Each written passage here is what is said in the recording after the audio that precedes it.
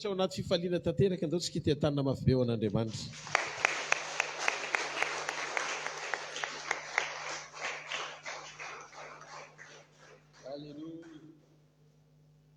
Za mahita androany fa fotoana spesialy hitahin'Andriamanitra sika asian'Andriamanitra fiainan'olona indray. Baiboly dia miteny hoe Andriamanitra hony tsy niantso ny taranaka Jakob zany izy hitady azy fatratra fotsiny amin'izao fa matoa ianao mitady dia manana ny vonin'Andriamanitra. Misy zavatra tsy takatry ny saina tian'Andriamanitra isehony eo amin'ny fiainana fa tsika ny mila misokatra tsara mba ahafahantsika misitraka tsara, ahafahantsika mandray tsara izay voniny eny am-pelatanan'Andriamanitra ho antsika. Sady izany voalohany indrindra amin'ny zavatra rehetra dia hozy izy ny ten'Andriamanitra te hitahanao izy sy hanambina anao amin'ny zavatra rehetra tahaka izay hanambinana ny fiainam-panahinao ihany koa. Ka androany ho jerentsika manokana ao anatin'ny fotoana fohy amin'ity seminaire-panombohana ity ilay lohahevitra nampitondraina ny lohateny hoe lanjan'ny teny mihoatra noho ny zavatra rehetra. Lanjan'ny teny mihoatra noho ny zavatra rehetra. Ao fafany amin'ny lanitra ny tanao dia misoran'Andriamanitra mifonao ray manontolo. Tiaka sitraka sy ny voninahitra anao izay Andriamanitra ray ny Jesosy Kristy tompo sady rainay ihany koa. Tonga eto amin'ity fotoana ity izahay Andriamanitra. Tsy tonga eto izahay hieny teny fotsiny fa handray teny avy aminao. Manambara aminay zava-miafina. Manambara sitrapo tsara avy aminao anay. Aoko ty takarivo ty ho ambom-piona ny ty toerany ty ho tendrom-bohitra anovana amin'ny fiainanay, anovanany ao anatinay, hifanatrika aminao, hifankahita amin'ny fankasitranao, hifankahita amin'ny voninahitrao. Vavaka raiko amin'ny anaran'i Jesosy, mitenena androany arivo, manambara sitraponao androany arivo eo amin'ny fiainanay tsirairay avy. Mino fa miaino anay ianao satria tompo sy mpanjaka anay. Amin'ny anaran'i Jesosy Kristy avy amin'ny Nazareta. Amen. Halleluja. Faly miarabantsika tsiray avinay androany ariva tonga eto amin'ny fanatren'Andriamanitra. Faly mahita ny frerako rehetra, ny rahalahy pasteur rehetra tonga eto ny ato an-trano tsika tsirairay avy izay tonga eto izay nasaina. Eo ihany koa ny mpiandraikitra rehetra efa ela be any te mba ho eto aminareo fa androany ny fotoana nomen'Andriamanitra. Mba fantatrareo hoe ny fitiavan'Andriamanitra antsika tsirairay avy. Andriamanitra dia manomana planina tsy maintsy eo antsika na amin'ny fombinina na amin'ny fombinina rehefa Andriamanitra ny manendry an'izany dia tanterahany izany. Andao ity tanana mafy be eo an'i Jesosy. Ny tena marina ampoko mandrakarivo tsika tsirairay avy ary mahatsiarinareo amin'ny fivavaka foana isak'izay mandohalika eo anatren'Andriamanitra. Hitantsika rehetra ny tompo mahazo ho toerana. Lanjan'ny teny raha oharina amin'ny zavatra rehetra momba ny zava-panahy araka an'Andriamanitra. Anao dia tena hitantsika fa ny teny dia Andriamanitra. Ary rehefa miteny Andriamanitra dia ny lanjan'ny teny tokony ho ambony lavitra noho ny zavatra rehetra ilayntsika. Ohatra, ao amin'ny Genesis toko voalohany 2:20. Genesis toko voalohany 2:20. Ary Andriamanitra nitsodrano azy hoe maroa anaka miabetsa ary mameno ny rano ao amin'ny ranomasina ary aoka ny vorona hiamaro eny ambonin'ny tany. Dia nisy hariva ary nisy maraina andro 15 izany. Tamin'Andriamanitra namorona ny zavatra rehetra dia hozy izy ny Baiboly hoe ary Andriamanitra nitsodrano na koa nitahy ny zavatra rehetra izy. Dia tahoriana ny fitenenan'Andriamanitra izay nisokajiana ho fitahinana tsodranon'Andriamanitra dia tanteraka izany. Eto Andriamanitra te hiteny hoe ny fitahiana dia miseho amin'ny alalan'ny tenin'Andriamanitra. Hita maso tanteraka ny fitahian'Andriamanitra amin'ny alalan'ny teniny. Ny tenin'Andriamanitra rehefa hitahantsika izy. Izany hoe Andriamanitra izany rehefa ampiampita ny fitahiana ao amin'ny fiainantsika dia miteny izy. Ka ny fitahiana dia tsy misy ifandraisany amin'ny hoe manana fitaovana be dia be ahako, na manam-bola be dia be aho, na 80 amin'ny tranoko, na 50 amin'ny fiarako. Tsisy ifandraisany amin'izany ilay tena atao hoe fitahiana. Ny fitahiana dia tadidio mifamatotra amin'ny tenin'Andriamanitra. Izany ny antony fisian'ny amen, satria ny zavatra hitranga rehetra amin'izay zavatra isy eo amin'ny fiainanao dia tsy maintsy hifanaraka amin'izay zavatra lazain'Andriamanitra aminao ka niekenao sy ny raisinao avy aminy. Ao amin'ny Genesis 1:20 vakitsika teo dia Andriamanitra ny teny hoe maro miabetsa mamenoa. Andriamanitra teto dia tsy hoe ny biby no momba raha tsy nitsofony rano, fa tsy maintsy voatay izy aloha vao mitombo siaseo izay vokatra tokony ho eo amin'ireo biby na ny anaty ranomasina na ety an-tanety. Tsy maintsy voatay izy aloha. Ame ohatra antsika tsy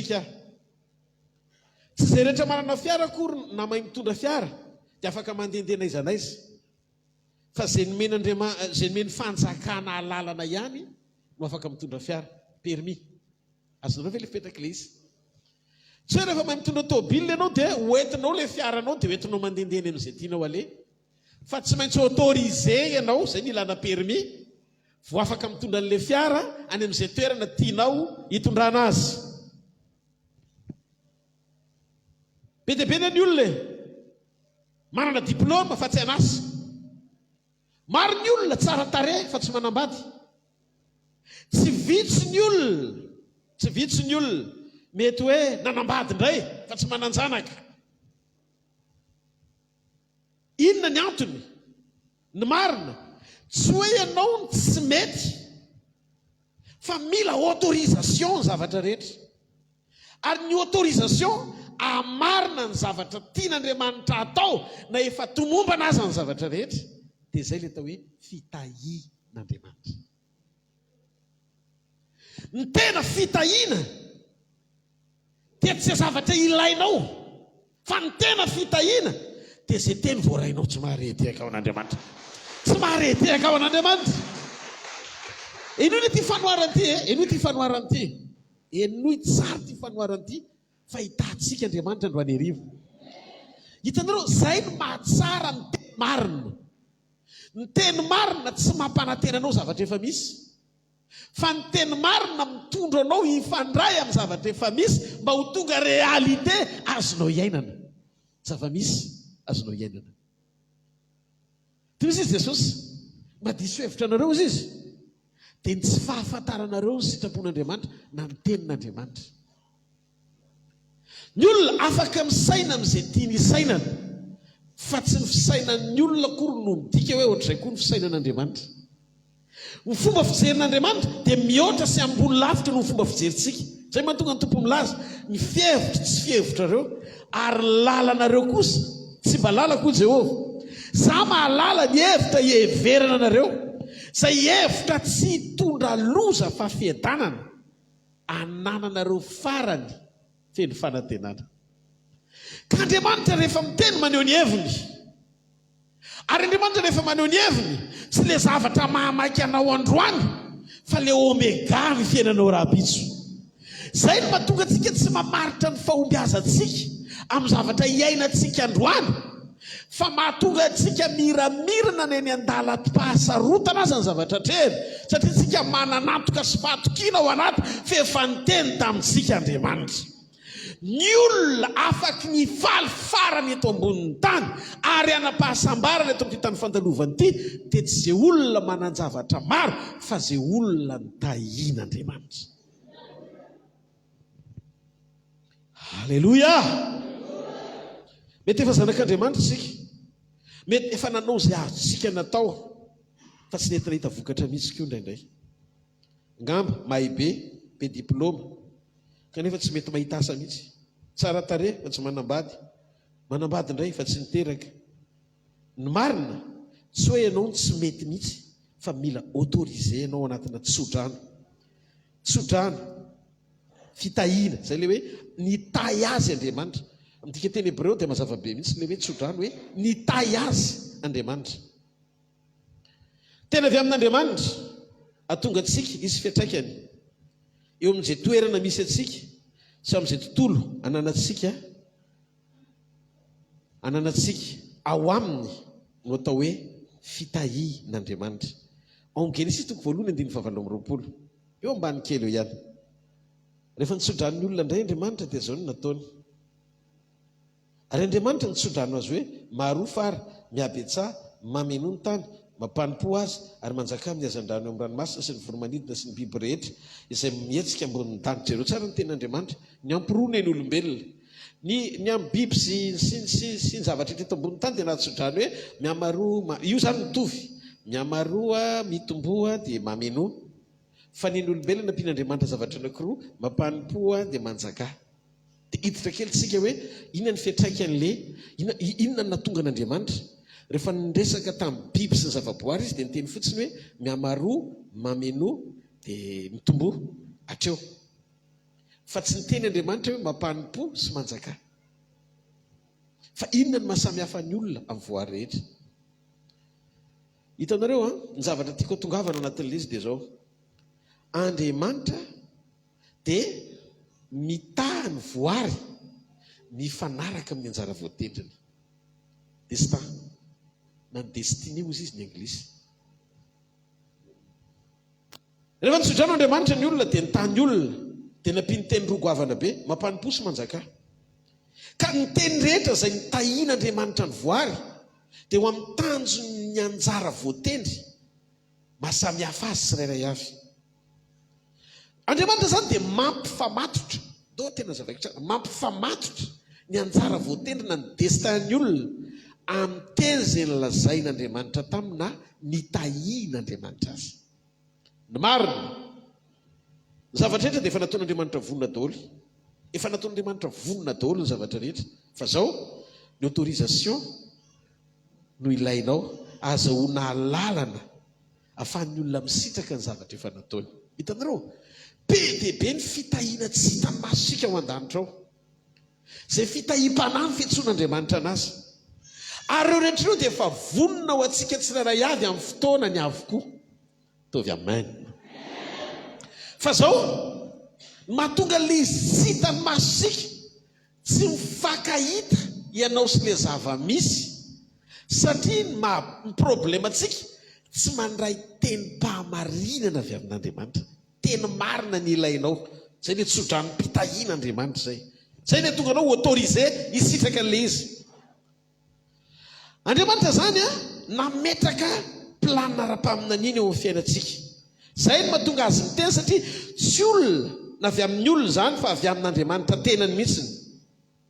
Izy mahalalanao mihoatra noho ny fahalalan'ny hafanao. Ary zany ny antony mahasarotiny azy ny aminao.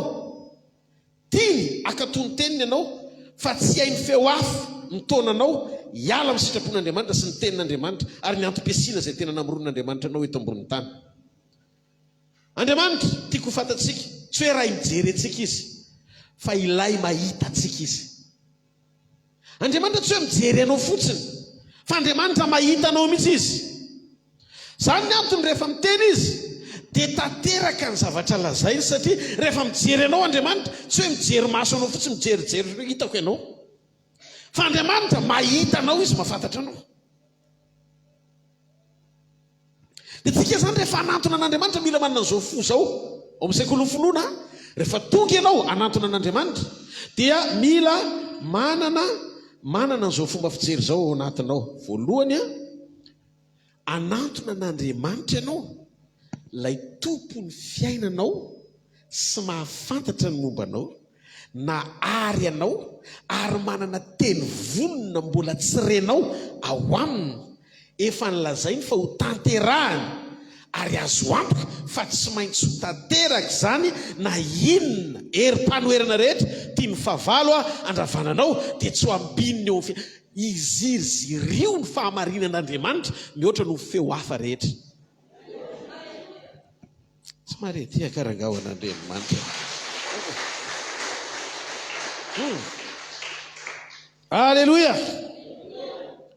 Faharoa ny zavatra anankiray lehibe dia zao: ny fahafahana miaina amin'ny hoe fampanompona sy fanjakana, hoe mampanompo ny zavatra rehetra sy ny manjaka amin'ny zavatra rehetra, dia nataon'Andriamanitra teo amin'ny olombelona, na dia maro aza ny sakana sy olana ataony devoly. Ny zavatra tiako fantatrao dia zao: rehefa niteny Andriamanitra hoe mampanompo azy dia manjaka aminy, amin'ny voarehetra teny dikan'izay rehefa ny tenan'izay Andriamanitra dia izay marina.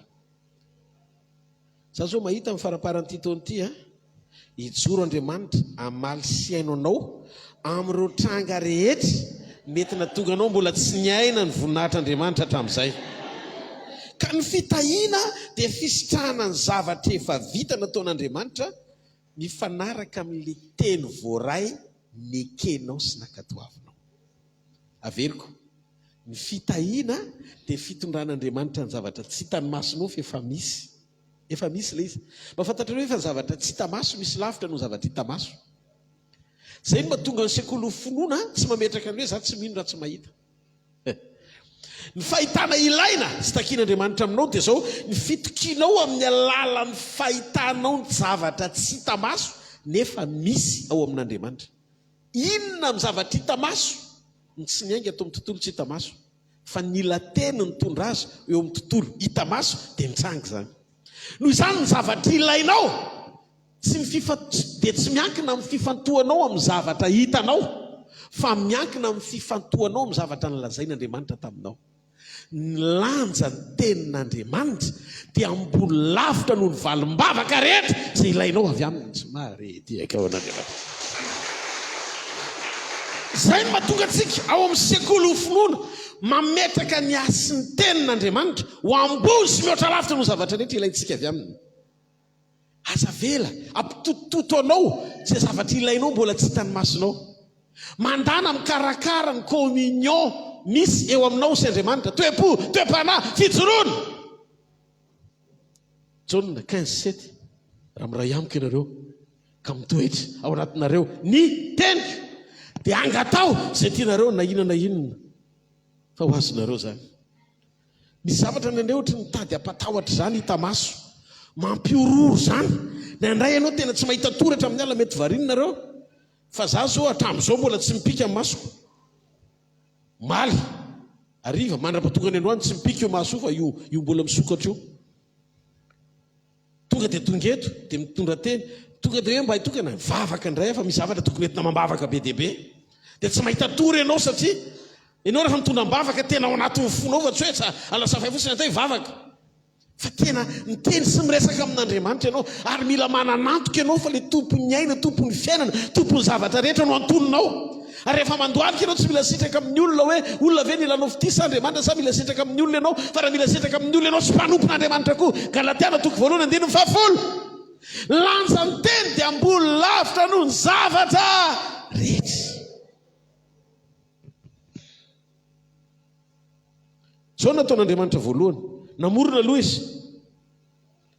Vita ny asa famorona rehetra vao ny tany voary rehetra izy. Vita ny asany dia nitahy indray izy na nitsodrano indray izy avy eo. Zany hoe tsy ampy zany ny asa famoronana, amenona ny fatra ny fahatsarana rehetra tamin'ny zavatra zay nataony.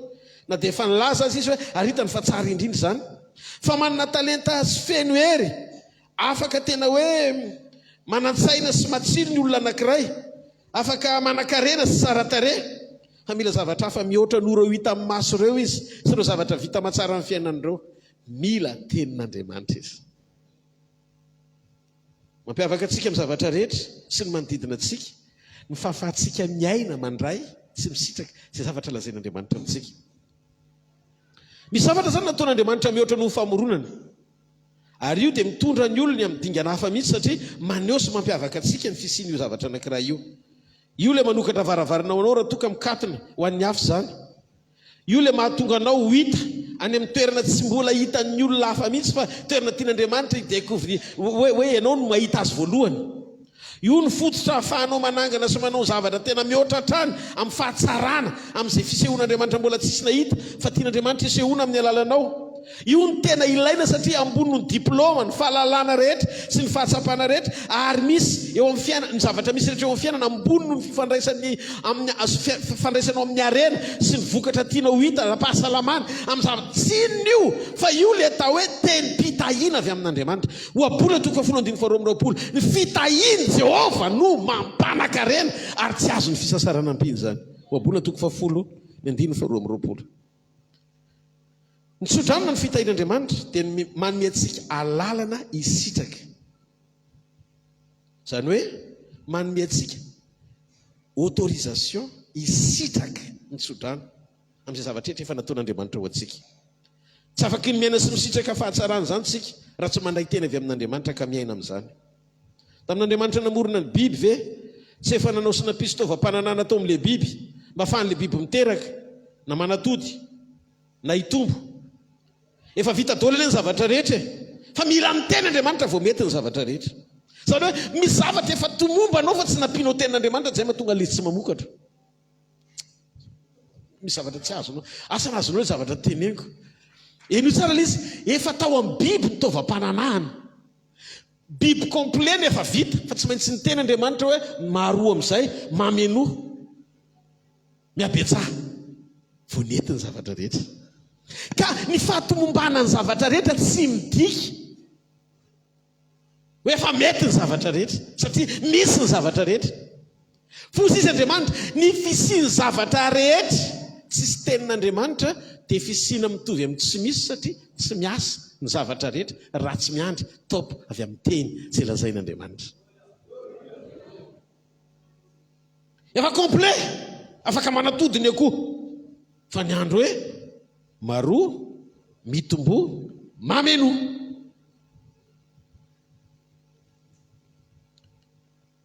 Efa vita avokoa, vonona ny zavatra rehetra, fa mila ny ten'Andriamanitra vao mety ny zavatra rehetra.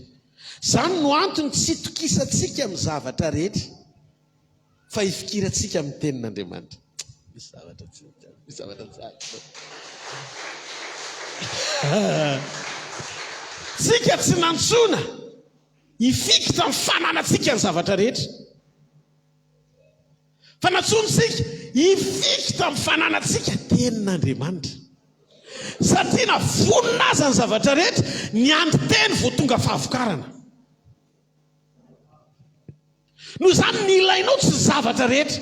Zay no mahatonga n'Andriamanitra amin'ny teny, ny fanjakany aloha vao ny zavatra rehetra. Ny fanjakan'Andriamanitra manambara teny, manambara ny fanamasina, manambara an'Andriamanitra. Hitanareo amin'izay mavony olona mampiasa finoana ianao, fa inona ny ampiasanao finoana? Lasa ianao mampiasa finoana mba hahazahoanao zavatra rehetra. Nefa ianao tsy mampiasa finoana mampitoetra ilay tenin'Andriamanitra ao anatinao. Dia inona ny olana? Afaka ny hita ny zavatra rehetra ihany ianao, fa tsisy antoka fitsarana. Afaka hanan zavatra maro ianao, fa tsy manam-piadanana. Afaka hanana amin'izay ilaina ianao amin'ny effort personnel na nezako manokana, fa tsy afaka hita tombony sy sitraka ilay tena fahafenoana ianao raha toa ka tsy menao lanja mihoatra noho ny zavatra rehetra sy nilainao Andriamanitra. Io le teny tsy zaraina amintsika androany hariva. Zany no antony tsy tokisantsika amin'ny zavatra rehetra fa ifikirantsika amin'ny teny, satria ny antoko amin'ny hetsika hampahavonkatra sy hampaharitra ilay amin'ny fitehirizana, fiarovana amin'ny zavatra rehetra dia zao ny fanananao teny fiainana, fa tsy hoe mandeha ho azy ny zavatra rehetra akory. Misy io leto androany hariva, hovain'Andriamanitra fomba fijerinao. Ary ny zavatra azoko antoka tsy hitany devoly izay naovana anao, satria manomboka androany ho fantatrao amin'izay ilay secret-pahamarinana miafina ambadiky ny teny manoloana an'ilay fahamarinana sy hevitra avoakan'Andriamanitra anatina révélation. Mitahiry ny zavatra rehetra ifanaraka amin'ny anjara voatendrin'ny asa famorona ny Andriamanitra. Rehefa vita ny zavatra rehetra tamin'ny andro fahaenina dia namorona ny olona tahaka ny endriny Andriamanitra, tahaka ny endriny tianay mbola resaka hafa koa ty, tahaka ny endriny. Fa nanaitra dia zao, rehefa vita ilay endrik'Andriamanitra dia mbola ny andro tsodrano koa hoe mameno, maro, mbola ny andro tenin'Andriamanitra. Ilay endrik'Andriamanitra zany tsy miteny hoe, raha mitenitsika hoe omby, osy, anona le biby, azan-drano mbola mba zavatra tsy ohatran'ny endrik'Andriamanitra ireny. Fa ilay zavatra lazaiko hoe tahaka ny endrik'Andriamanitra ny olona. Kanefa na tahaka ny endrik'Andriamanitra za tsy ampy raha tsy plus tenin'Andriamanitra.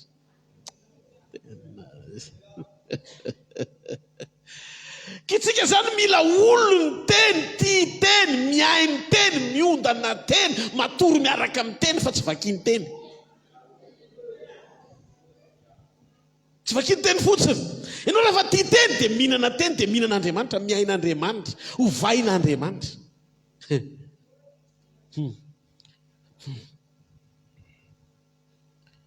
maka ny endrik'Andriamanitra ny olona fa tsy maintsy nitazy aloha Andriamanitra, tsy maintsy niteny tamin'ny Andriamanitra. Io no mampiavaka ny olona mivoary rehetra, satria na anjely azy rehefa avy niforon'Andriamanitra dia tsy nitsofony rano.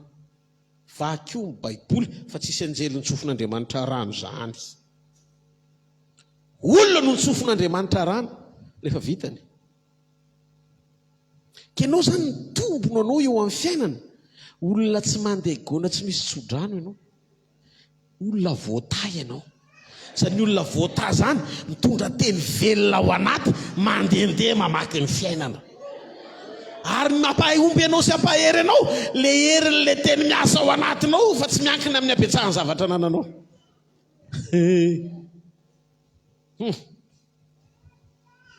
Ny porofom-panamarena antsika zany mamela marika ao anatsika napetrak'Andriamanitra, mampiavaka antsika dia ny fananantsika ny fitahian'ny tenin'Andriamanitra. Nataon'Andriamanitra mifamatotra amin'ny destin na ny anjara voatendritsika ny fisiany zany ao anatsika. Tamin'Andriamanitra nitsodrano sy ny tany Adama dia tsy nanome vola be any Adama izy. Tsy trano no nomeny, tsy zavatra hafa, lafo vidy, fa ny teny tsotra Andriamanitra. Ary rehefa ny teny Andriamanitra dia marina tamin'ny Adama sy niseho teo amin'ny Adama izay zavatra nilazainy. Ka ny fitahian'Andriamanitra dia ara-panahy. Ny fitahian'Andriamanitra dia ara-panahy. Zay mahatonga an'ilay izy ho fitahi-panahy. Maro amin'ny olona no mampifangaro ny atao hoe fitahian'Andriamanitra ny fiatraikany fitahian'Andriamanitra. Tsy mitovy. Ny hoe fitahian'Andriamanitra sy ny fiatraikany fitahian'Andriamanitra. Afaky ny anana voly ianao na tsy tahian'Andriamanitra azy. Tsy fananan-javatra maro, tsy zany no atao hoe fitahian'Andriamanitra. Adama tsy nandray chèque na immeuble na fiara avy amin'Andriamanitra, fa teny no niraisiny avy amin'Andriamanitra. Ny tena ilainao, teny avy amin'Andriamanitra. Jereo Jakoba rehefa nisaraka tamin'ny Isaka rainy, tsy nomena Isaka fananana be dia be izy, fa teny no nomena azy, teny. Tsy vola makarena, tsy mpanompo be dia be, tsy biby, teny no tsorany Isaka. Dia jereo zay no naha Jakoba azy sy ny tantarany rehetra teto ambonin'ny tany. Joseph rehefa nisaka tamin'ny rainy dia nomeny rainy tsodrano, nomeny rainy mantoro. Dia jereo zavatra nitranga. Rehefa voatady Joseph dia tadidio. Tsisy ninino afaka nanakana le fitahiana tao amin'ny Joseph satria au courant ny fisian'ilay teny tao aminy Joseph. Tsy voaraina avy amin'Andriamanitra arak'izay nandikan'ny rainy azy. Na tsy mpitao andavaka Joseph antao fa le fitahiana tsy azo azoninao. Le tenin'Andriamanitra tsy azo azonina ao anaty lavaka. Tonga andevo izy tany amin'ny tranon'ny Potifara, fa le fitahiana tsy azo andevozina satria singan'Andriamanitra ao anatinao le tsodrano sy le tenim-piainana mitondra amin'ny fiainanao. Io zany ho an'ny olona au courant ny fisiany io ao anaty, tsy hisy obstacle, tsy havadika io miracle zany. Satria io tsy azo sakana satria mireziste io. Io le Andriamanitra ao anatinao, tsy mahareteka ao an'Andriamanitra. Ty ampianatra anao amin'ny ty tapataona faharoa ty. Sakafo masom-pananao fa tsy mbola vita hatreo akoriny aminao. Ninona fanoherana ty ny devoly atao, mijorontsika miziriziry, fa olona voatatsika, mitondra teny fiainana ao anatsika, tsy ho raraka ao anaty atsika, tsy maintsy tafavoakisika amin'ny anaran'i Jesosy avy any Nazareta. Halleluja! Halleluja! Sika tsy miankina hoe inona ny zavatra ho ataon'Andriamanitra, fa tsika matoky efa misy nataon'Andriamanitra ao anatsika ary voatatsika mandeha amin'ilay fiainana. Zay no mahatonga atsika mitandrina amin'ny toe-po, amin'ny toe-panahy sy ny fanao satria andeha lavitra ianao. Stoptsika anie tsy ao anatin'ny volana vitsivitsy anomboany, fa ao anatin'ny taom-panomanana isika amin'ny fahatanterahana izay tian'Andriamanitra ho tanterahana hatrany am-parany. Mety kofony ianao, mety ketraka ianao, mety reraka ianao, mety ohatry ny ravo zany no fahitananao, fa za teny ianao mbola tsy vitany aminao. Misy miazona ny fiainanao, manana fanantenana fa tsy natao raraka mandrakizay ianao. Ary Andriamanitra mahery ny Andriamanitra.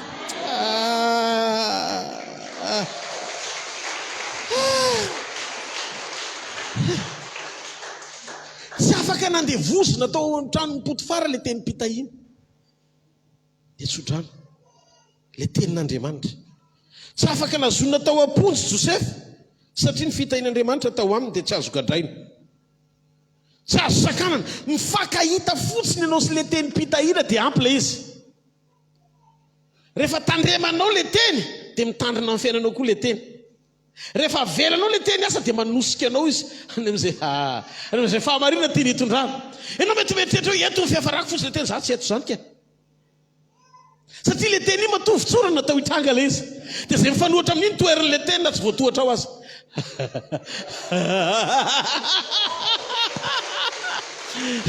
Zay nefa tonga tsika manamboatra fiainana miaraka amin'ny Jesosy.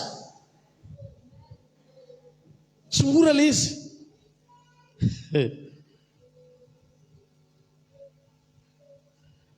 Io fitahian'Andriamanitra azy io natonga azy nahita fity.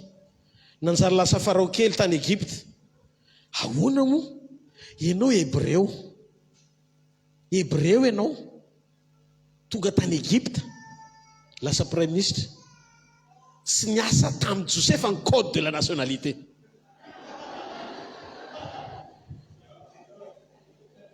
Tsika mantsy tafiditra ao anatin'le resaka hoe mafanafana amin'izao ny code de la nationalité sa ina. Tsy miasa amin'ny pièce Joseph zany. Amin'ny Joseph izy tonga any Egypte, io fitahiny io tsy mahalala hoe code de la nationalité égyptienne na hébreu, fa polo lanitra fotsiny tsotro zao ary tsy maintsy manapaka amin'ny tany rehetra satria an Jehovah ny tany zay rehetra eo aminy. Fona aminao fa na izy ianao na izy amianao aeto androany velary fotsiny fonao fa afaka hoentin'Andriamanitra ianao tonga nationalité na firenena hafa. Afaka azo nationalité, afaka azo visa naiza naiza satria ianao tsy gasy fa polo lanitra. Aza mifiky tamin'ny fomba gasy zany satria fomba an-danitra nitondran'Andriamanitra anao. Zay ny anamboaran'Andriamanitra anao. Tsika rehetra samy manana ny fomba tsika daholo. Ao ny mamadika, ao ny tsy mamadika. Samy manana ny fomba tsika eto tany tsika, mamadika, tsy mamadika. Eto tany koa mety misy ny sasany ina daholo hoe fadikambana. Rehefa masokambana indray ny sasany fahasoavana. Ka raha fiainana eto ambony tany zany ny mety amin'ny toliara tsy mety any Fianaratsoa. Ny any Fianaratsoa tsy voatery mety any Dego. Noho izany aza mametra ny fiainanao amin'izay zavatra mifehinao tsy eo amin'ny programan'Andriamanitra. Ny marina amin'Andriamanitra, Andriamanitra mahita mivoa amin'ny fahalehibiazana ao anatin'ny fahakelezana. Nitsofo ny vovoka tonga dia nitovy endrika aminy. Zany karazan-drazan-javatra azoka itsona vavolombelona teny loana mitsory vavolombelona aminareo fa Andriamanitra nanomboka teo vovoka dia tonga olombelona. Ohatr'izany zany. Izy rehefa sendra aisiny tsy mitomany. Maty za fa maizy kitroka ny anty telestazy ny tany sy rehetra eo aminy. Sotra zany Andriamanitra. Andriamanitra tsy taitra izy dia tonga dia miteny misy mazava. Dia misy mazava. Rehefa mifankahita amin'ilay fahamarinana ianao dia esorin'Andriamanitra ilay obstacle ao anatinao. Iny ny anton'ny fampianarantsika. Le anton'ilay fampianaram-pahamarinana io antsiana ny toetranao ifanaraka amin'ny sitrapon'Andriamanitra mba anamora ny fahazakan'Andriamanitra anao hoentin'ilay tenim-pahamarinana ny ekenao. Fa erotra ninona ny tao amin'ny Joseph. Ianao vao avy ny sosotena tao an-trano, prince kely, petit prince ny fiantsoana azy tao an-trano. Ny dada ny préféré anazy. Akanjo maro loko, Joseph arery. Aiza moa ny 12 zokony tsy alina. Mandeha indray rehefa avy eo, le akanjo iny, dia inona ka landry zareo any Joseph? Dia nalaina le izy, ndrovitiny iny, lasa mpandrovotra akanjo. Natsipy izy any anaty lavaka. Fosy izy le fitahian'Andriamanitra. Fitahian Jehovah mampanakarena. Ary tsy azo ny fisasarana ampiny zany. Tsy nikajiny no nitondra azo any amin'ny palais, fa le teny pahamarinana voarainy hatramin'ny voalohany. Eno ty fahamarinana ity.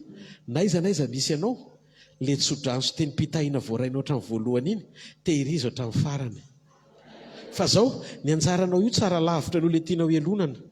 Fenao fotsiny tsy misokatra. Raha mpieno sekolon-tsany nareo dia fantatrao ty fahamarinana ity. Ny problème ny zanako Joseph tsy mihaino tsara n'le vision. Rehefa ianao tsy ampy communion dia azony devoly deviena ny fomba fisainanao, tsy sokatra ny ao anatinao, alala valeur anao. Mahatonga anao mialina hoe mahatsapa inférieur ianao complexe d'infériorité na fanambanitena ny fialonana. Satria raha jerena amin'ny position anao, ianao mbola mety manana kapasité tsara lavitra fa tsy fisokafa amin'ny masonao mahatonga anao mialina olona zay mety tsy ho voatery anana izay nananao akory. Zao anefa mahasamy hafa anao sy mahasamy hafa ny eo akaikinao. Misy zavatra tsy nananao fa ananan'le eo akaikinao, ary misy zavatra tsy nananao fa ananan'ny hafa. Atsangana ny tanan'izay mandrena hafa ampianatra kely famarina ty famarinana anankiray dia nono ty famarinana ty manaraka tsara tsika. Inona nampahitanan'i Joseph? Nampahitanan'i Joseph hoe nahita nkitana ozy izy sy ny masoandro ary volana. Nahita kitana ozy izy dia le kohaka teo anatrehako. Razary zalahy mioraka ako. Hay tsika rehetra stara daholo.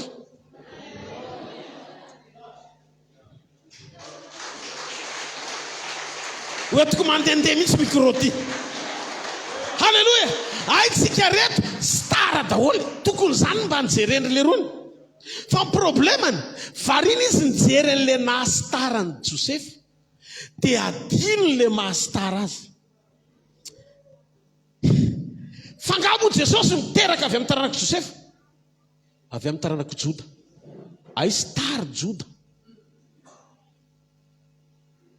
Taranaka Levi ny taranaka Mozesy avy amin'ny taranaka Levi. Ay star Levi. Iza daholo no zanaka Jakoba reo stara daholo, manana mampiavaka azy fahasoavana tena tsy azonao, maro loko daholo izy 12 lahy. Fa zao problemany jambany masony rehefa tonga alony any Joseph zao hoe avelao gozy lasa loha fa zay faraparany ao mbola kokany ampangony tsara lavitra. Zarangatsy mare orakoraka ho an'Andriamanitra. Halleluja. Zany mahatonga ato anatin'ity fanjakany ity foana mihitsy ny fialonako misy, tsy manana na kely azy.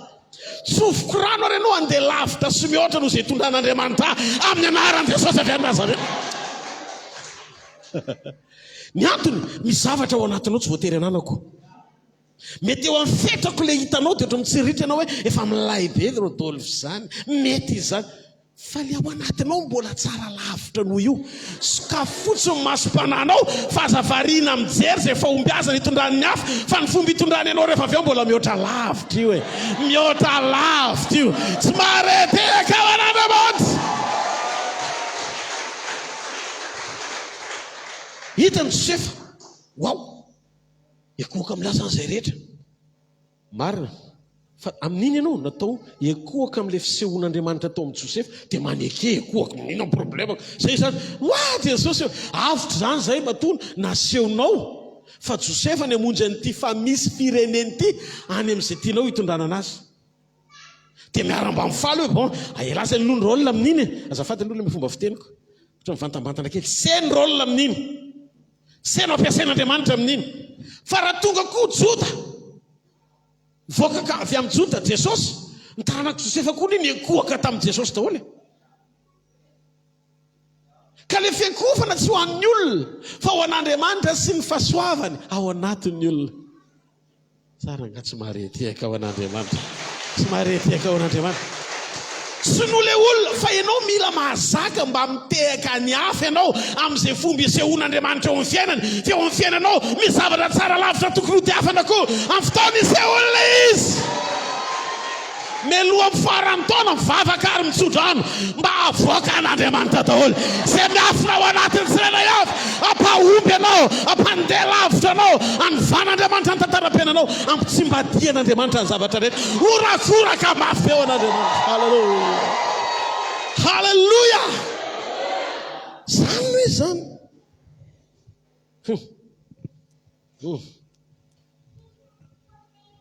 Tsy afaka anakana ny fitahiny ireo karazan-tsakana rehetra.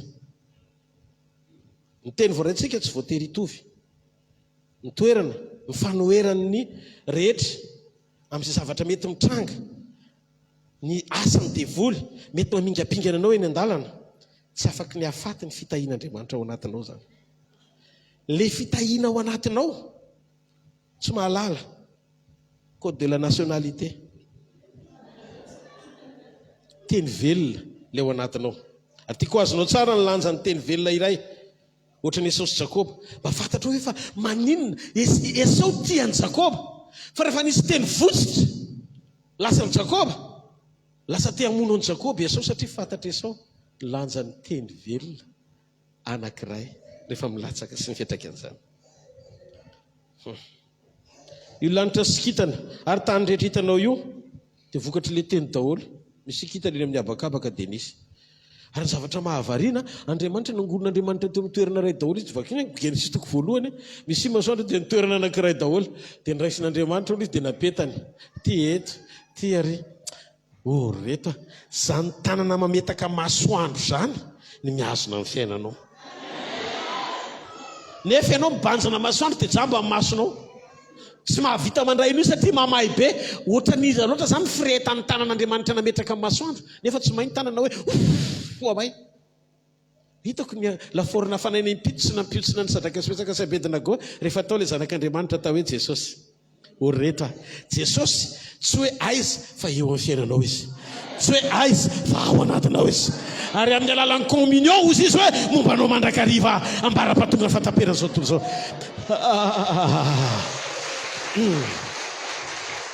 Halleluja! Ka tsy mampaninona izay toerana nisy ianao zao fa Andriamanitra hiasa monjy ianao, Andriamanitra hiasa hanafaka anao. Ary hitako fa ny tanan'Andriamanitra amin'ity tapataona faharoa ty, ty sady resy Satana satria tsy ao amin'ny rendez-vous, tokony hameleza ny fotoana natongavany. Ao amin'ny fotoana esan'Andriamanitra ny fotoana ijoroany dia davy ny ampahorina ny zanak'Andriamanitra. Noho izany velom fotsiny finoana. Misy zavatra mety ohatrany hoe endrasanao zany fa zay mihitsy ny tian'Andriamanitra ijoroana mbola tsy zay io. Aza faritana melohan'ny fotoana zay daonina rehetra mety eritreretin'ny saina hoe efa rano tantara. Non. Mbola mitohy ny zavatra rehetra. Raha isan'ny manam-pofinaina ianao mbola misy atenaina. Iza milaza aminao fa ho faty ianao. Ary iza no miteny taminao hoe ianao hony raraka amin'izay. Fa hozy izy Jesosy, indraombanao mandrakariva ambara-patonga ny fataperana zao tontolo zao. Mety misy ariva ao anilanao alinalina eo ankavananao sioka, fa inao jery maso fotsiny dia hitanao ny amalinan-dratsy fanahy. Ninona taky mafy be zay misy eo amin'ny fiainanao, ijoro fotsiny fahatokiana fa Andriamanitra hiady ny adinao. Izao fotsiny manana fahadiovam-po, mijoroa amin'ny sitrapon'Andriamanitra, mandehana araka ny sitrapon'Andriamanitra, maneky andefitra, anetry teny. Tsy ny zavatra rehetra ny tenenao raha mbola velona eo amin'ny nofo ianao, mbola zaza ara-pinoana ianao, mbola zaza ara-pana. Hitanareo tamin'ny voalohany ahako, mora taitaibombona. Problème matry, problème roa, problème mare. Raha problème roa sy telo mivahana voalohany, na koa araliana te hianteny. Hitanareo fipetraka izy, ohatrany hoe raha problème ray sy roa ao anatin'ny fotoana anankiray, mbola mety isaina ianao, way mafy izy zany satria renao. Farandray miroa ohatra ny problème zato. Anandran-tanana sisa ianao zay lehany ihany Andriamanitra dia lehany fa so ianao fa mipetraka eo amin'ny fiandrianana. Aza zany tiako tenenina. Mampianatra anao Andriamanitra misy fotoana any amin'ny sekolony tsy fierik-kerena fa ny fifatoana aminy. Fa rehefa manomboka mifantoka aminy ianao dia misy zavatra tsy vitanao, izy nikarakaran'ilay izy rehefa velona ao anatinao, nifatokiana fa miaraka aminao izy. Zao no izy zay tsy vitanao hainy atao, zay matapy dalakalenao ilimité Andriamanitra, zay mahavery hevitra anao tompony fahendrena izy, ny fahatsoloana ambony indrindra an'Andriamanitra, zay rehetra efa hoe tsy atao intsony mbola mpamorona koa izy. Inona ny zavatra ilainao fa velona Jesosy. Halleluja. Tsy sozina zany ranga hiasa eo amin'ny fiainanao. Misy hery eo amin'ny tenin'Andriamanitra. Halleluja. Amin'ny tsodrano mpitahiny io, raisy fotsiny ilay izy dia ho hitanao fa hiasa Andriamanitra. Avereny hoe raisiko ny anjarako. Jereo tsara fa i Adama tsy nitsodrano any Adama, Andriamanitra tsy nitsodrano any Adama, mialohan'ny zavatra hafa mitrango zany. Efa nitranga daholo ny zavatra rehetra. Vita Adama vao nitsofony rano. Izany hoe nitsodrano famaranana ny zavatra rehetra. Zay mahatonga nitsodrano, tsy hoe vao manomboka zany hitanareo ilay Jehovah kareo. Dia memenareo satria nitsodrano tsy voalohany, fa nitsodrano any amin'ny farany. Marina zany sa tsy marina? Zao ifandray amin'ny fitahian'Andriamanitra ianao. Miova ho an'ny zavatra rehetra. Sainy fa na mety na tsy mety ny olona na ny zava-misy dia tadio mitohy miasa foana ilay tsodrano ao anatinao. neny Joseph mpiray tapo taminy, neny Jesosy mpianany akaiky. Fa zao rehefa mivadika tamin'Andriamanitra i Adama, le tsodrano mbola niasa ihany. Eno iny tsodrano efa nitenen'Andriamanitra. Eno tsara ty famarinana ty fa mety araka iainao amiko ianao dia matoky. Vao vita Adama tamin'ny fahatsarana mbola tsy nanota dia nitsofin'Andriamanitra rano betsaka. Dia nanomboka hatreo izy nanomboka efa ao le fahavokarana. Vadika tamin'Andriamanitra izy fa mbola tsy rava le fitahiana hoe miabetsa sy miamaroa iny, mbola niteraka ny Abela sy Kaina ry zareo na dia ho faty azy. Zao zany no mahafinaritra amin'Andriamanitra. Ninonino fanoherany devoly sy asany maizina, tena mitady amodika anao mihitsy. Dia zao tsy afaka andravany fitahiana rehetra eo amin'ny fiainanao izy.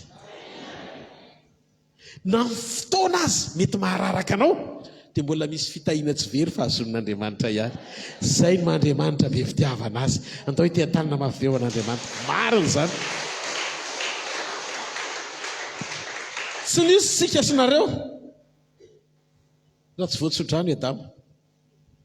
Azay mahatonga antsika nandovany fahotany eo amin'ny nofo, satria taranany teo amin'ny nofontsika.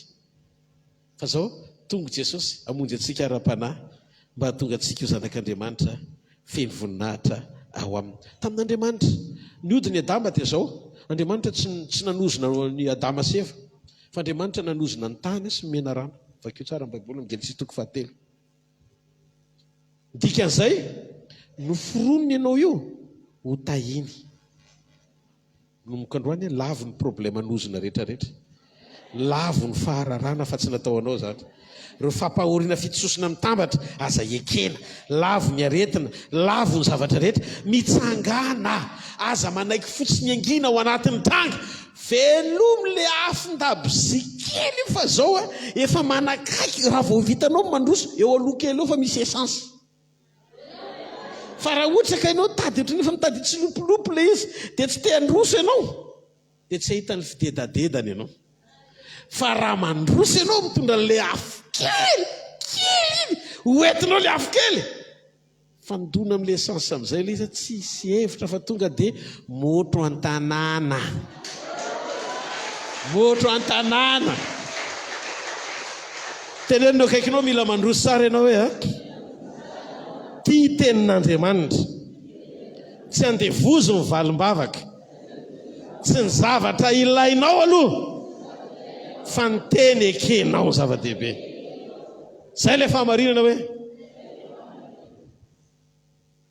tiako fantatsika koa ny Efesana 1:1-7. Ahoana ny anampianana amin'izany pastera fa ohatrany sarotra be zany eka ndasa meko tenin'Andriamanitra tsy endrika anao aloha fa za mbola kivy. Mahazo kivy amin'izay anao orinan'ity teny ity. Efesana 1:7.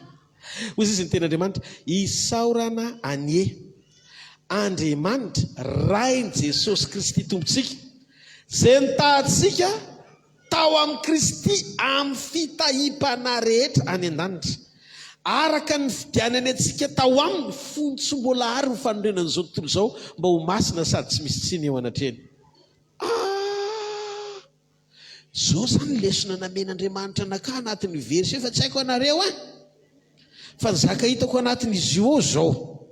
Raha mbola eto an-tany zany za niozona ny faharatsiana rehetra misy eto amin'ity tany ity, reo karazan-javatra tsy fahombiazana rehetra, reo karazam-pahararana rehetra misy eto amin'izao tontolo izao, tsy anjarako satria za fa voatamy alohan'ny natongavako teto, ny dikan'izay teto ho voanitranga fa le mifanekena voalohany tahinako. Zany ve ny mba naovana roa amenina amin'izany? Avereny malaky amen.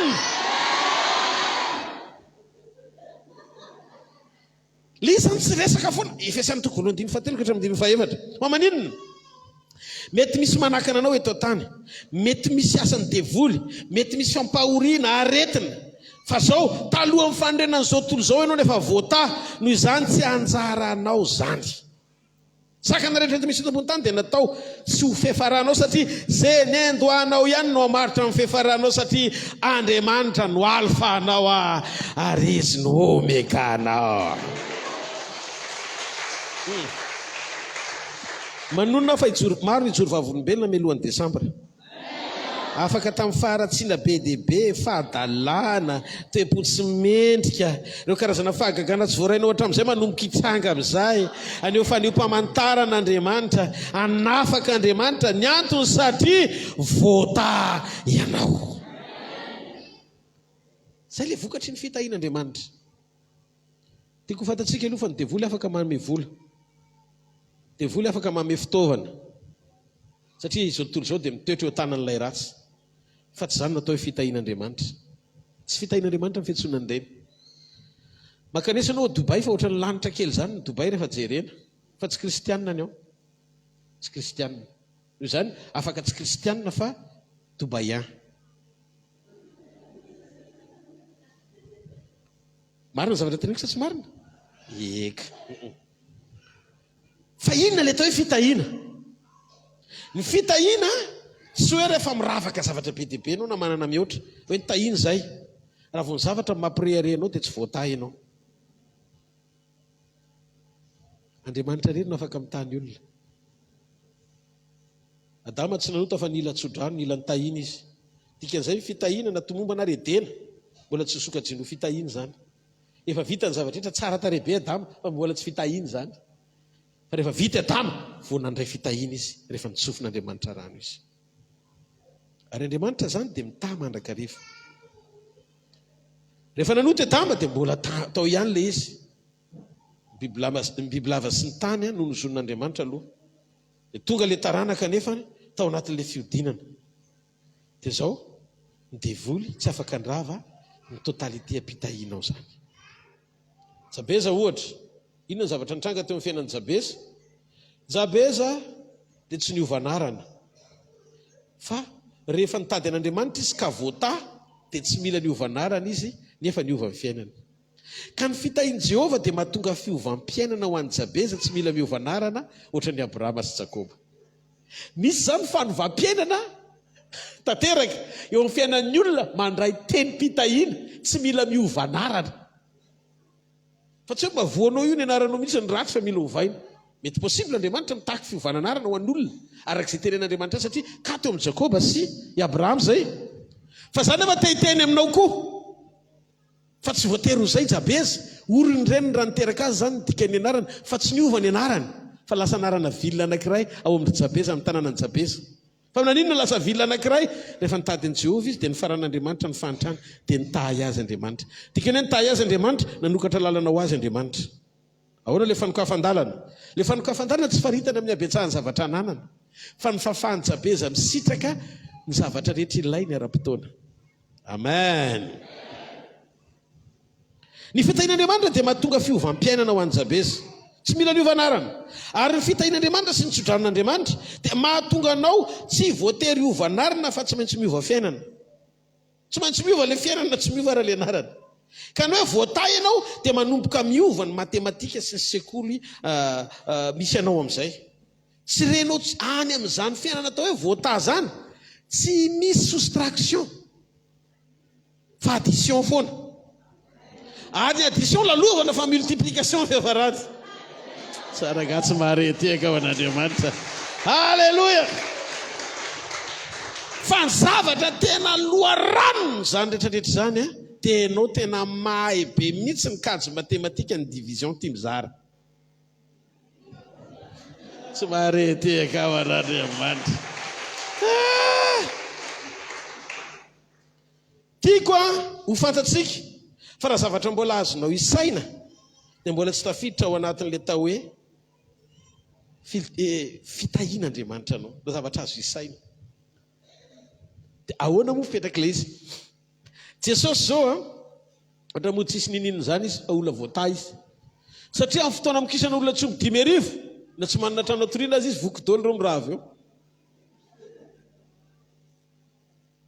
Za mifanasany zany mbola misy ny 10 sobika ongonona.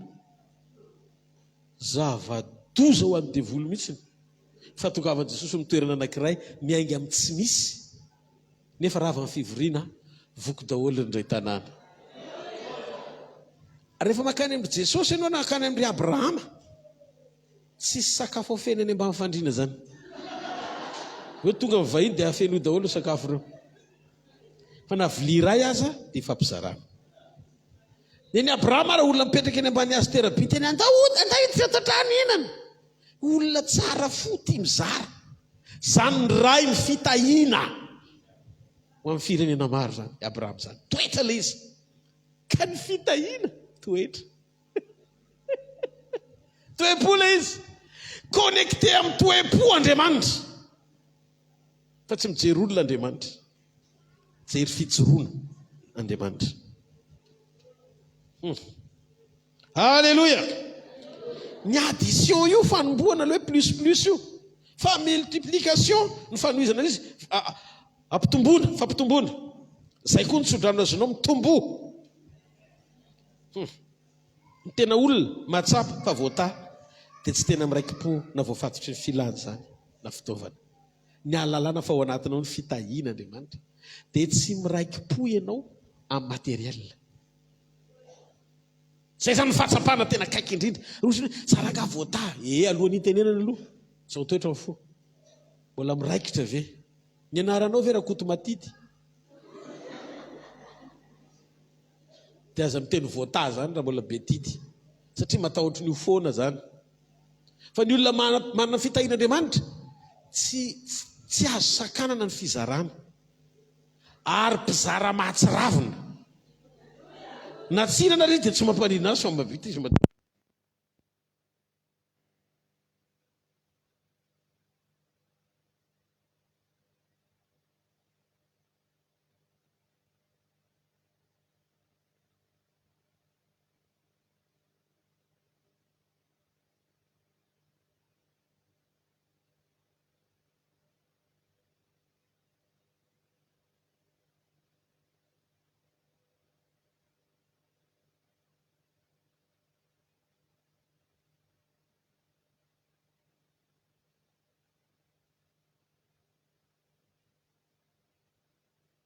Mandeha na fa mety foana. Alléluia. Inona ny zavatra mitranga? Averena inona ny zavatra mitranga hoe?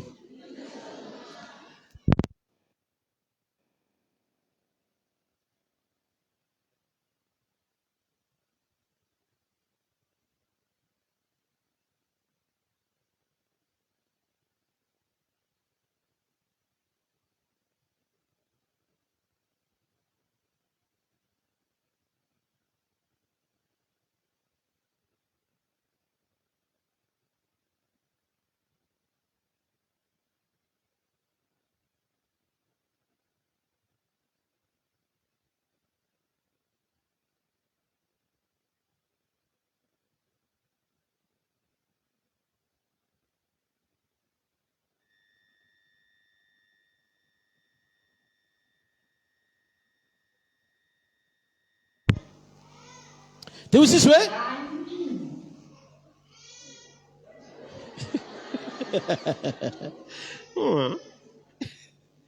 dia hoy izy hoe hoy izy Jesosy hoe Petera, afaka mindrana lakana aminao ve za? Eno iny zany zavatra zany. Tompony zavatra rehetra, manana ny fahendrena rehetra, tompony voninahitra, nefa nindrana amin'ny Petera reraka. Olona reraka koa no ndraminy. Tsy nahazo trondro na taraiky nandritra ny alina. Olona efa badibadenina tsy nahazo izay nilainy tany. Mbola tonga koa Jesosy hoe ameo lakana za. Any amin'ilay tsy misy Andriamanitra vao mahay mitaky. Teo izy ampindramo kely le lakana. Manetry tena. Olona tokony hoe tonga dia mandeha any ambony rano dia misaoty fotsiny dia tafiditra ato lakana. Roboka mihitsy aloha izy dia nandeha tongotra ohatran'izao. Tazotazony mitsandrika lakana fa karaha misy Jesosy so za milaka joboro anatina tsandrika fa tazoma io Petera. Dia Petera navetraka amin'ny Petera tsendrika zany raha tiny boaka ny tazotazomy Petera ino ma izy ity lakana iny. Miakara tsendrika basy ianao Jesosy tazomy raha io lasa Jesosy niakatra. Tafiditra anaty lakana amin'izay zany Jesosy mipetrapetraka. Petera misy nefa bongo maso manoka.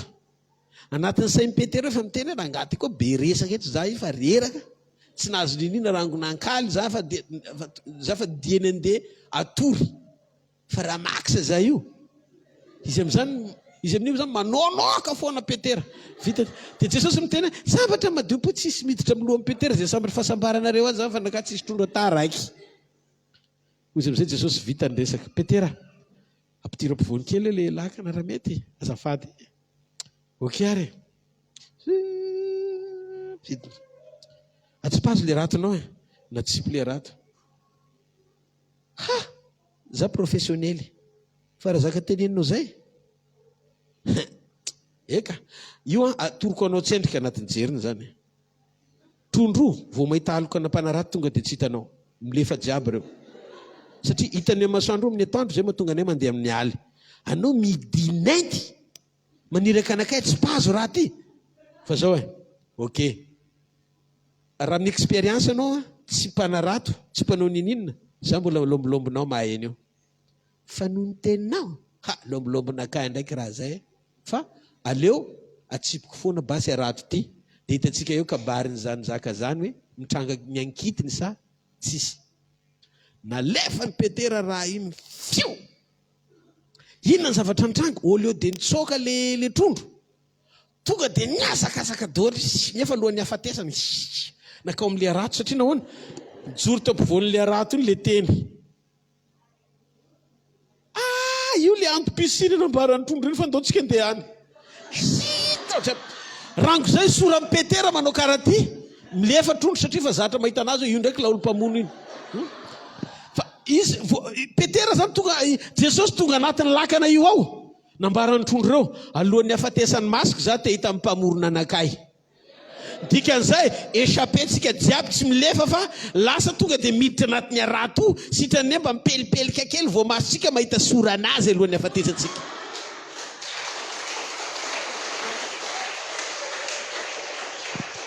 ka problème mahatonga le fitahina mitsoka tavanao foana nitan'le izy satria izy azonao eo sady vononao no ataona fa Jesosy tao anaty trondro rehefa amin'ny fiainanao Jesosy no karazam-pitahina tsy hitanao mety foana na fotoaninana fa ataon'Andriamanitra tonga eo amin'ny fiainanao zany ny antony ao amin'ny teny le fiainana raha tsy ny teny Jesosy alatsao tsy tonga atao le trondro te anaraka ny trondro zany na ho faty azy dia miobéira tenin'Andriamanitra makato jereo masony eo kaikinao ny zavatra rehetra hoe dia makato zay makato an'Andriamanitra dia jereo masony dia teneny mba makatoava moenao an'Andriamanitra hoe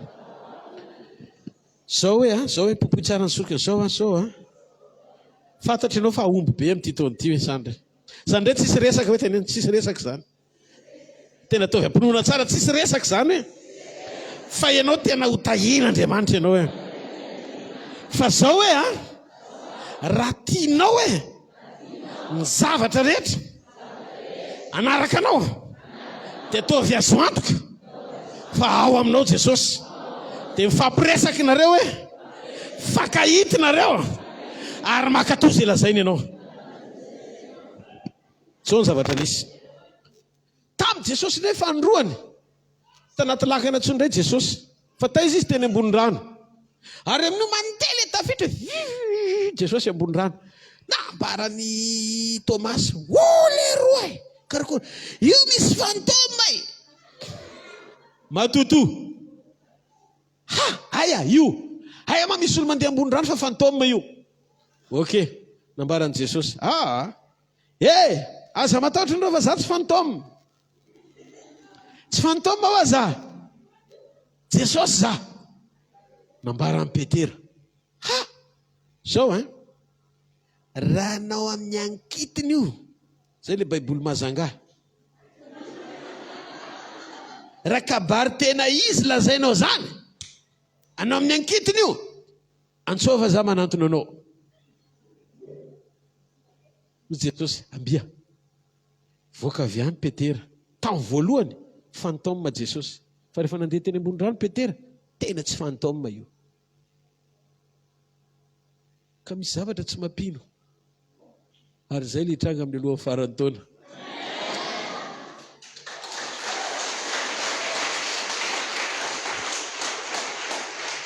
zao a nisy fotoana nieritreritra Jesosy ny teny hoe mamerina andrale de miracle eto mahajanga atsangany ny tanan'ny olona tena vonona amin'ny fony manontolo araka ny teny Jesosy hoe averiny io fa tsy afa-po amin'ny fanompoanareo. Mety choc be ho antsika ilay izy, vokatra nisy ny olona tonga nisy fa ny fiovampo sy fiovampiainana internat entre antsika menakavy ato sy ny mpiara-manompo rehetrarehetra ary ny mpitandrina rehetrarehetra sy ny fiangonana rehetra mahajanga. Jesosy ny teny hoe mila ny firaisan'ny fiangonana firaisapo ao amin'ny sitrapon'Andriamanitra sy ny filazantsara marina Jesosy. Dia izay ny tanjona anatanterahana famerenana deuxième édition indray ho andrale de miracle eto mahajanga. Karaha vonona antsika menakavy tena hoe hiara entana ao anatin'ny fo amerina an'izany dia tena te azo toky mba ahafahako verina manao seminaire ho ana-mpitandrina sy ny rehetrarehetra ty sy ny ahafahantsika menakavy tena hoe mandrosa ao anatin'izany firaisan'izany raha tena anisan'ny participenao sy mpiandraikitra ao anatin'izany ary partante ao anatin'le izy atsangany hoe ny tananao tena tena fo le izy. Raha tsy vonona antsika dia tsy atsangana fa raha vonona dia atsangana. Mity hafa mafy be ao an'Andriamanitra ary raikitra zany fa ho averintsika ny rally de miracle eto mahajanga. Amen. Vonontsika tena vonona ve nareo? Tsanganareo amin'ny toerana misy antsika ndao no fofanotanantsika ny milandritsika. Teneny Jesosy, ny teninao ihany Jesosy, ny teninao no akatoaviko. Rehefa ianao no miteny, rehefa ianao manatanteraka ny sitraponao eo amin'ny fiainako, rehefa ianao miditsetsehatra mikarakara, rehefa ianao manambara ny sitraponao ny amin'ireo tsodransy teny mpitahiana rehetra, voaraiko avy aminao vonina ny andeha Jesosy, vonina ny aingy, vonina ny akato. Tena tiako ianao Jesosy, angatao Andriamanitra, inona ireo karazana teny tsy nekentsika, inona ireo karazana teny tsy nakatoavitsika, fa za tena mihiny fa Andriamanitra androany amindra fo amintsika tsirairay avy. Izy dia Andriamanitra mpamindra fo, Andriamanitra mpamela heloka, Andriamanitra fitiavana izy, tsy manarany zanany zany Andriamanitra. Tadio fa fitiavana mandrakizay ny tiavany antsika, zany napareta ny famindrapo antsika. Tsy natao raraka ianao, tsy natao reraka ianao, tsy natao ampahoriny zany ianao, tsy natao ravo zany ianao. Zanaky ny mpamoriny ianao, tompony zavatra rehetra ny rainao. Tsy ho raraka mandrakizay izay toanan'Andriamanitra, izay tahinao Jehova dia voata mandrakizay.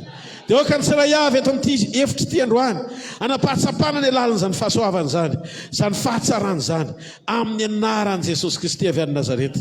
Miamboninahitra mandrakizay tompo ny anaranao amen dia amen. Ndao tsika ity tanana mafy be ho an'ny tompo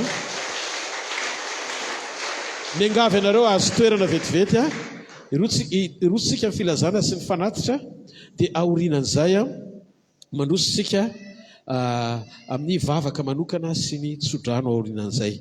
Dia ny zavatra anankiray sarobidy mialohan'ny iravantsika menakavy eto dia tiako ny somary anaitra antsika, tsy anentana fa anaitra antsika ny amin'ny rally de miracle izay ho tanterana eto mahajanga. Manomboka izao zany tsika dia manokana kesy ho an'ny rally de miracle amin'ireo karazan-javatra rehetra zay amin'izay tsy tapohantsika dia tsy maintsy mamoaka izay tokony hoe tsy tokony ho avoaka mba tsy ho vesatra mahatonga antsika manao an'izany ry havako. Ka raha tena ao anatin'ny fotsika ilay izy dia misy spécial rally ao dia misy ihany koa ny fanaovantsika ny fanatitra tahaka izay efa mahazatra na ny izay tokony ho atao rehetra amin'izay anjaran'Andriamanitra eo amin'ny fiainantsika. Mino afa ataontsika mpitiavana izany. Aza vela izy vesatra ao anatin'ny fotsika, tsy ny fanatsika mantsy ny sarobidy amin'Andriamanitra fa ny fotsika. Ary zavatra rehetra ataontsika dia ataontsika ho an'ny tompo fa tsy ho an'ny olona. Ngamba ny ralia ry anankiray ry tatazana faharoa ngamba ny ralia raha mety. Hafa ny ataontsika fanatitra anankiray fa sitsika n'izay manomboka izao satria fa akaiky ilay izy le 15 octobre zao 15, 13, 14, 15 ny fahazondalantsika ny bord de la mer amin'ny Mahajanga. Miara-mety antsika ao anatin'izany miaraka amin'ny fiangonana rahavavy rehetra misy eto Mahajanga ka mino an'i Jesosy Kristy izay sakaizantsika mpiara-miazakazaka amintsika mpanombotra antsika omena lamosina daholo fa tena ray aina ray vatsy mpiara-monina andidian'Andriamanitra fitahiana amin'ny fiainantsika izany ao anatin'ny fiombonam-posy fitiavana tanteraka. Halleluia. Resy lahatra ve nareo fa marina aloha zany izy aloha mbola ty hoe asiana fotoana raha-pitsoariva. Sitsika fotoana raha-pitsoariva tonga zany ianao rapitso ariva misy fotoana ihany ko eto rapitso ariva zoma ariva toy ny séminaire deuxième jour dia faranantsika amin'ny fandraisana ny fanasan'ny tompony sabotsy ariva ho avy zao ny pasteur Sarala rehetra ato amin'ny niveau ministère dia rapitso mba miaraka kelitsika amin'ny 10 ka hatramin'ny 5 ariva alohan'ny fotoana ngamba dindinika mikasika mba ny asan'Andriamanitra dia ny sabotsy kosa ireo mpiandraikitra sy ireo mpiandraikitra rehetra raha tsapanao zany ianao mpiandraikitra tena hoe zany olo tena ho mpiandraikitra koa dia tongava fa midika zany ianao fa tonga dia mpiandraikitra ianao zany iresaka amin'ny choral sy ny mpiandraikitra rehetra zay le dita mitindry mitoraka ity anamasana ny ato anatiny aloha dia manomboka amin'ny herinandro iny angambany hiditra amin'ny séminaire totoafo kely amin'izay isika mianakavy ndasa aloha anao tsika fanatitra ho andra de miracle ary efaso nianary efa feo alleluia dao tsika ity tanina mafy beo an'Andriamanitra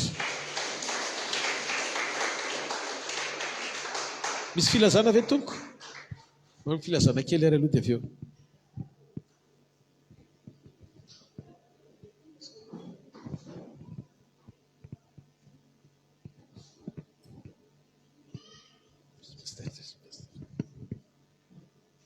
Alléluia. Alléluia. Filazana foifoy izany tena faly fa tonga teto androany aloha izany tena faly hoe tena nandray zavatra misy zavatra tsy takatra ny sainao nefa nambaran'Andriamanitra tamin'ny alalan'ny mpanompony tao anatin'izay teny zay nampitaina teto izay sodra ny tompontsika tao anatin'izay rehetzay andro voalohany iny nanokafana ny rallye de miracle nanokafana ny mbola sy rallye de miracle aloha alleluia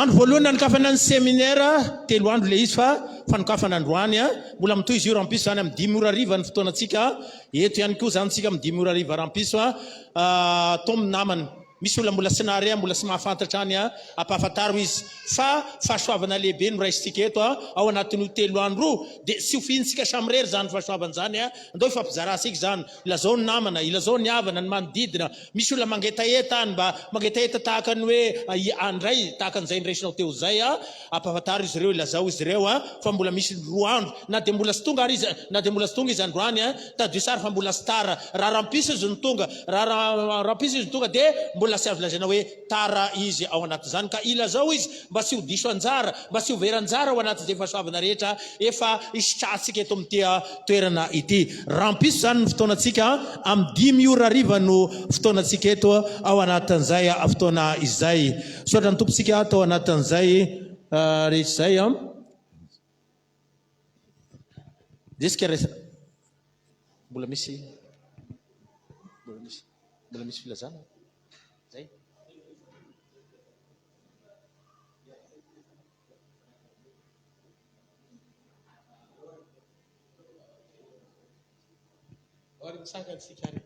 dao tsika hitsangany ivavaka hijireo telo ny tanatsika ny mifanatitra zay nataontsika aloha tsofintsika rano ny fanatitra Andriamanitra raiko amin'ny anaran'i Jesosy zavatra rehetra zay afafinay eo amin'ny fanjakanao dia andrasanay avy zatoeny avy aminao araka ny tenina hoe tsy misy mafoy zanaka ray aman-dreny trano fananana amin'izao anio izao amin'izao andro anio izao ka tsy andray avy zatoeny amin'izao fiainan'izao sy amin'ny ho avy koa dia aoka tompo amaly anay ny famafazana eo amin'ny fanjakanao satria tena matoko fa edao dia Andriamanitra ny famafazana sy fitsinjana tokoa ary vokatry ny foniny tanteranay an'izany tsy hoe kory entaniny zay mba hanao zavatra satria andray valiny avy aminao fa mbola mihoatra lavitra no zay averina eny aminao tombontsopasoavana rehetra omenao anay ary tsy ho vidim-bola mankarena mandrak'izay zany fa tonga zay manome voninahitra anao amin'ny fanatitra mampanaiky ny ao anatinay fa avy aminao ny fitahinanay avy aminao reo fahasoavana rehetra vokatry ny tsodrano zay voarainay avy aminao dia mandray avy zato eny zay avy aminao ho any tsiray avy zay tsy afaka nanao Andriamanitra dia fonay ny tena ho ataonay feno be mihitsy ara-piombonana aminao ny tena irinao sy ilainao aminay dia ny fijono fiainam-panahinay eo amin'ny sitraponao tanteraka fa tahoinona tokoa moa zao rehetra zao raha ohatra ka sanatrika very ny ainay fa sambatra zay Andriamanitra miombona tanteraka aminao ary voatsodrano ny zavatra rehetra ifanaraka amin'ny sitraponao androany mino fa voatany tsirairay avy ninona nataony rehetra teo Andriamanitra dia ianao andriamanitra ny fiadanana raha in Jesosy Kristy tompo izay mpamaly soa izay mazoto mitady ianao ary mpantanteraka ny tsara sy mihoatra trany mihoatra lavitra noho izay azonay na iveriny sainay ianao nanonotra ny zavatra rehetra eo amin'ilay dingany voninahitra amandriamanitra tompony zavatra rehetra anao amin'ny anaran'i Jesosy amen. Petrao amin'ny lohanao ny taninao fivavaka ho anao amin'ny anara-maherin'i Jesosy Kristy velona masina manan-kira avy any Nazareta manonona ny fitahin'Andriamanitra sy ny fahasoavany eo amin'ny fiainanao. Tsofoka rano ianao mba ho marina aminao ny teny androany ka ireo teny rehetra voaraika ny raisinao tamin'ny amen dia maly sy ho tonga vavolombelona tsapahitanana eo amin'ny fiainanao.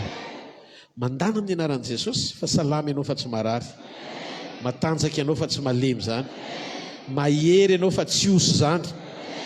Vaolana ho anao ty androandroany ity satria niteny taminao Andriamanitra ary rehefa niteny Andriamanitra dia izay lazain'Andriamanitra no hitranga amin'izay. Manomboka an'io io olana io miaisotra amin'izay, io lalina mikatony io misokatra amin'izay. Ho sokafan'Andriamanitra ho anao varavara ny fampahitana fity. Na ranomasina mena raha ny zararoa rehefa teo Andriamanitra amin'ny fanotronana ireo lalina mikatona fitsosona rehetra ho sokafan'Andriamanitra amin'izay. Ninona tontolo rehetra sy anjara tokony anao mialohan'ny fiafarana ny taona ity dia ho voarainao zany. Na avy any avaratra, na avy any andrefana, na avy any antsinana, na aveza, na avy aiza, tononoko ny fahasoavan'Andriamanitra mananambiampy atateraka ny fiainanao izay iriny ny fonao rehetra. Izay mihoatra ny kajinao nefa ho ampon'Andriamanitra ho tanterahany eo amin'ny fiainanao. Io surprise tsara ho anao mialohan'ny fiafarana ny taona ity. Anna vavolombelona ho zarainy ianao, ho retany ho rendanitra fa niasa teo amin'ny fiainanao Andriamanitra. Ary ho voata mihoatra lavitra noho ny zavatra rehetra hita maso ny fiainam-panahinao. Satria hitako Andriamanitra anaisotra ny lolopo, anaisotra ny fankahalana, anaisotra ny fomoratesitra, anaisotra ny tsy fandeferana, anaisotra ny tsy fanetretena rehetra, anaisotra ireo tsy vokatry ny fanahy rehetra ao anatinao. Tsofoko rano pakatosy mpanatateraka ny sitrapon'Andriamanitra ianao ary tsy ho raraka mandrakizay. Raiso ny fahasoavan'Andriamanitra tonga anao ho lohany fa tsy ho rambany, ho ambony fa tsy ho ambany, ho tahin'Andriamanitra ane ianao. Andriamanitra rain Jesosy Kristy tompo ane hiasa mahery amin'ny fiainanao. Amin'ny anara mahery Jesosy Kristy avy any Nazarety. Raiso zany hitahanareo re Jehovah ka hiaro anareo, mpamirapiratra ny tavany aminareo Jehovah ka mindra fo aminareo, anandratra ny tavany aminareo re Jehovah ka menareo fiadanana. Amin'ny anaran-dray sy ny zanaka ary ny fanahy masina. Amen. Zareo fahasoavana, fa fahasoavan'Andriamanitra ny mato izao fa fahasoavan'Andriamanitra ny mato izao anareo. Amen. Teka mafy an'Andriamanitra. Halleluja. Azadino fotoanantsika rapitso angamba tokony asiana hira kely anankiray mba fiderana irahantsika.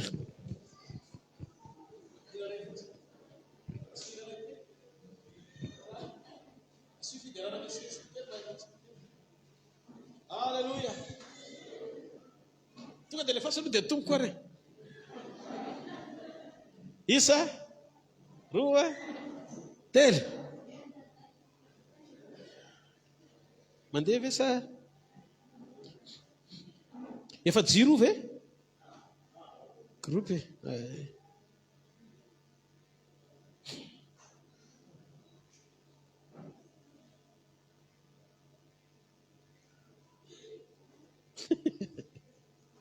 Eny misy foana zavatra surprise eo amin'ny fiainana. Nareo tsy faly amin'Andriamanitra amin'izao?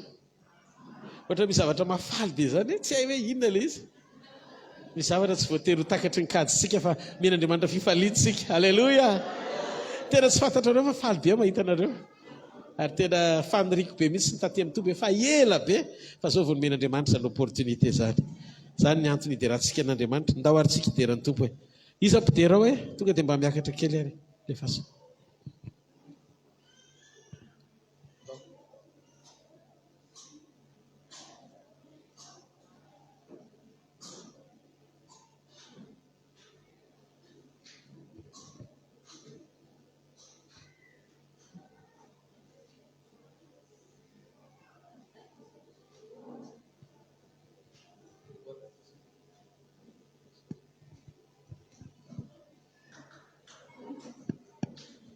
Misy olona vola hidiran'Andriamanitra feto androany. Halleluja.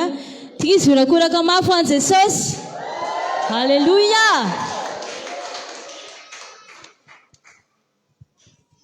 Ite rankalaza me voninahitra antsika androany. Alléluia, anao livraison ny fiainanao Jesosy. Alléluia.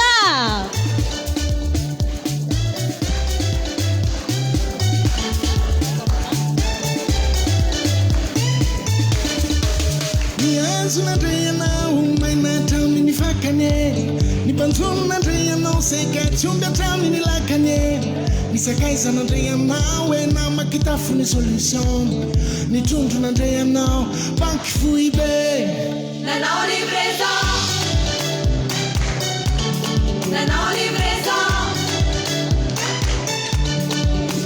niakatra sy mity nandray hoany anjely niakatra sy mity nandray hoany anjely niakatra sy mity nandray hoany anjely nanao livraison